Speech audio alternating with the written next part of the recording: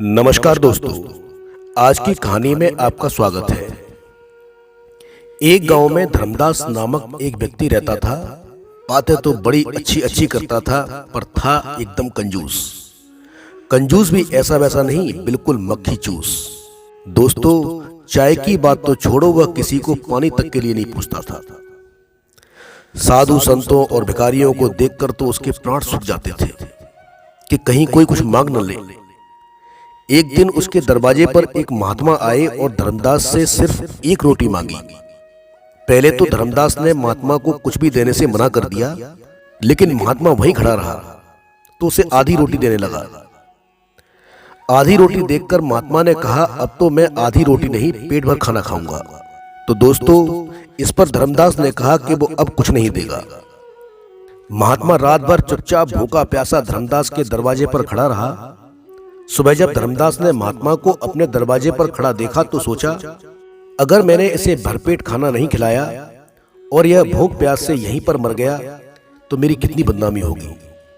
बिना कारण साधु की हत्या का दोष लगेगा। दोस्तों, धर्मदास ने महात्मा से कहा कि बाबा, तुम भी क्या याद करोगे, आओ भरपेट खाना खा लो। महात्मा भी कोई ऐसा वैसा नहीं था। धर्मदास की बात सुनकर महात्मा ने कहा कि अब मुझे खाना नहीं खाना, मुझे तो एक कुआं खुदवा दो। लो, अब कुआं बीच में कहां से आ गया। धर्मदास ने साधु महाराज से कहा। दोस्तों, साधु महाराज अगले दिन फिर रात भर चुपचाप भूखा प्यासा धर्मदास के दरवाजे पर खड़ा रहा। अगले दिन सुबह भी जब धर्मदास ने महात्मा को भूखा प्यासा अपने दरवाजे पर खड़ा पाया तो सोचा कि अगर मैंने कुआं नहीं खुदवाया तो ये महात्मा इस बार जरूर भूखा प्यासा मर जाएगा और मेरी बदनामी होगी। दोस्तों, धर्मदास ने काफी सोच विचार किया और महात्मा से कहा, साधु बाबा, मैं तुम्हारे लिए एक कुआं खुदवा देता हूं और इससे आगे अब कुछ मत बोलना। तो महात्मा बोले, नहीं, एक नहीं, अब 2 कुएं खुदवाने पड़ेंगे। दोस्तों, महात्मा की फरमाइशें बढ़ती जा रही थीं। धर्मदास कंजूस जरूर था पर बेवकूफ नहीं। उसने सोचा कि अगर मैंने 2 कुएं खुदवाने से मना कर दिया तो ये 4 कुएं खुदवाने की बात करने लगेगा। इसलिए धर्मदास ने चुपचाप 2 कुएं खुदवाने में ही अपनी भलाई समझी। दोस्तों, कुएं खुदकर तैयार हुए तो उनमें पानी भरने लगा।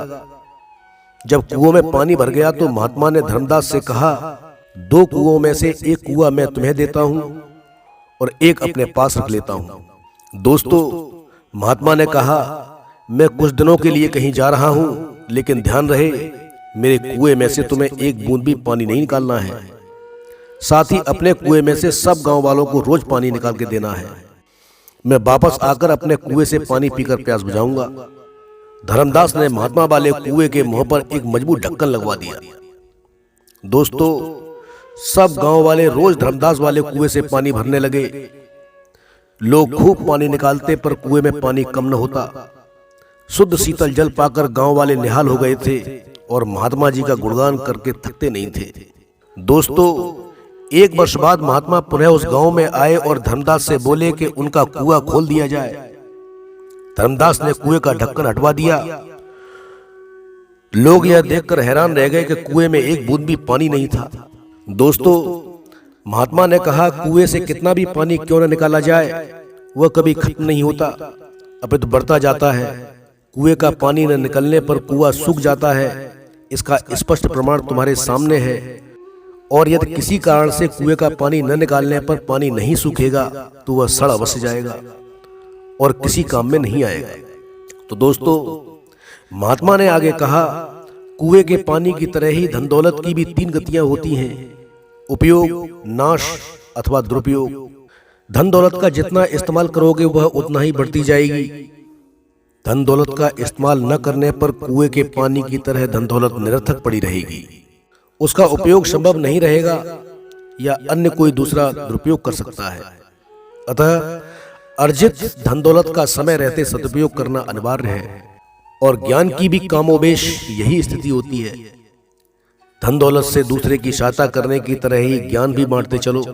दोस्तों, हमारा समाज जितना अधिक ज्ञानवान, शिक्षित व सुसंस्कृत होगा, उतनी ही देश में सुख, शांति, समृद्धि आएगी।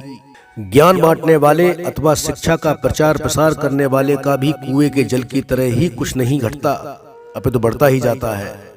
दोस्तों, हम बदलेंगे, युग बदलेगा। ये कहानी आपको अच्छी लगी है तो मेरे चैनल को लाइक करें, सब्सक्राइब करें और कमेंट करें। धन्यवाद।